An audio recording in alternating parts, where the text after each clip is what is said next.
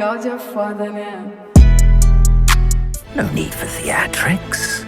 I'm only here for this one anyway. So probably like millions of other people, you bought Hogwarts Legacy and you played that. You bought the deluxe edition. You bought I think for me it was like $85. You bought the $85 deluxe edition PS5. You're going to get it 72 hours in advance. Early access. You've been waiting to play this game. And you love it. The only issue is you find out that if you played this game, you're apparently transphobic. Oh man, the madness. The madness continues. So I get on Twitter and I notice that the game is trending, which is like expected, right? Because it's like it just released. But it's not trending because people are excited to play the game. It's actually trending for the opposite reason, I guess. Right here from the Act Man. It must have a YouTube channel. If you buy Hogwarts Legacy or like Harry Potter, you're automatically a transphobe. That's like saying if you've ever played a Blizzard game, you're automatically a fan of sexual harassment. Where the beep do people come up with these Scarlet Brain Rot takes? Scarlet Brain Rot. That's a reference to Elden Ring for all of you non-nerds out there. So what is going on? Right? Like what is going on? What's everybody having a big deal about? So this is from Sportskeeda. This is a website that I am not familiar with, but I think they had a really good article about it. And out of a couple that I wanted to go through. You're the villain here. Web developer creates a website to track streamers who play Hogwarts Legacy. Twitter has a meltdown. They created a website called Have They Streamed That Wizard Game to track streamers who have played Hogwarts Legacy on Twitch. And it's all because of what it says right here, which is the trans debate surrounding the Harry Potter title. You know, and if everybody will know, the J.K. Rowling kerfluffle is very, very well known at this point. I think it's so effed. The article goes on to say about what people have been saying to the person who made this website, which is they've criticized him, citing issues of targeted harassment that some might face. One Twitter user even called the creator the villain, saying, "So you created a tool by which people can harass innocent Twitch streamers. Sorry to tell you this, you're the villain here." So we have gotten to the point where people are actively supporting witch hunts for people who are trying to be virtual witches and wizards in a video game. And it's all because if you play this piece of video game content, because of some political statements that have been made by the creator of the original source material that led to the video game, that you're automatically a transphobe for playing that video game that has to do with wizards and the study of magic and Hogwarts and all the like. You know, the point blank, it's pitiful. And I think that whoever did make that website is the villain. Like, are you kidding me? Like, you spent how much time did it take? I mean, it may be probably for this guy, probably not much time at all. But you went out of your way to make some kind of software that flags people for playing a video game. But like, I mean, honestly, what does that accomplish besides just flagging people and tagging them and putting them on a list somewhere of these are the ones who did it. This is the big bad thing they did. They played Hogwarts Legacy. Come on. That's just such a joke. It's a list. It's making it a list.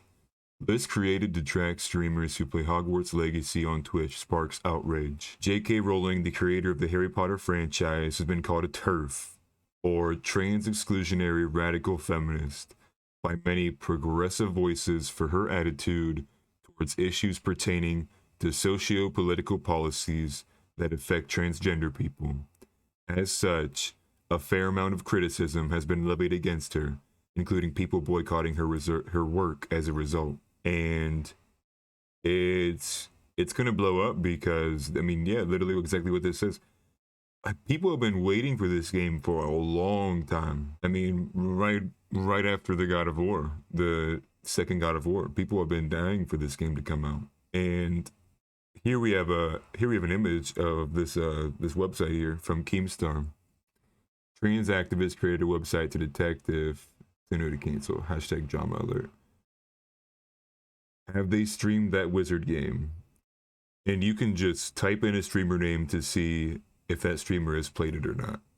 That's just aggressive. Some of these comments are pretty good. That time spent building the site could have gone to charity hours or making a real difference. But welcome to internet activism. And you said it. Yeah, how is it productive? I don't understand. So, and then we have another story here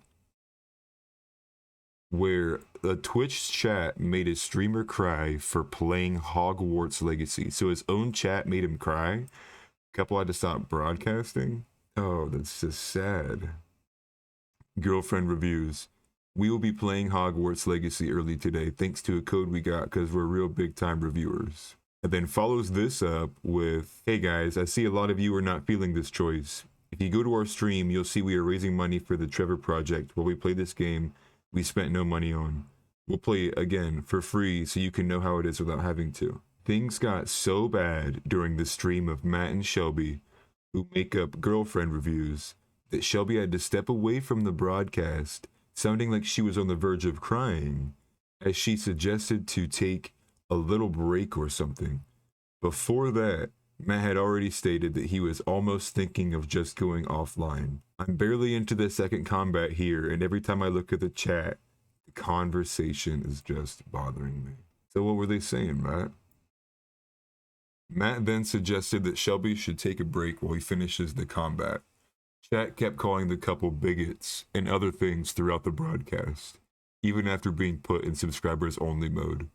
People literally bought the subscription to keep the torrent of abuse up. A clip from the stream made it onto the livestreamfails subreddit where people were largely sympathetic to the couple. These guys are so wholesome too. It sucks to see them getting harassed like this. They caught a lot of beep for defending The Last of Us 2 from one side, and now they're getting it from the other side for this game. And that's just so sad. Let's go ahead and take a listen to this clip here.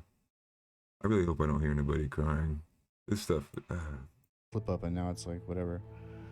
I'm almost like thinking of just like either going offline or like I'm barely into the second combat here, and every time I look at chat, it's just the conversation is just like maybe we can do like bothering me. I'll be right back, like a little break or something.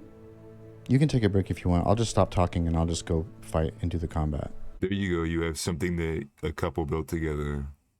They clearly probably love doing it, love each other's company to the point where they were able to build something beautiful like that together, a little company they can do and review games. And you could hear it. I mean, you could hear it in her voice. Like she was probably about to cry because she was feeling all of the social pressure from that chat blowing up.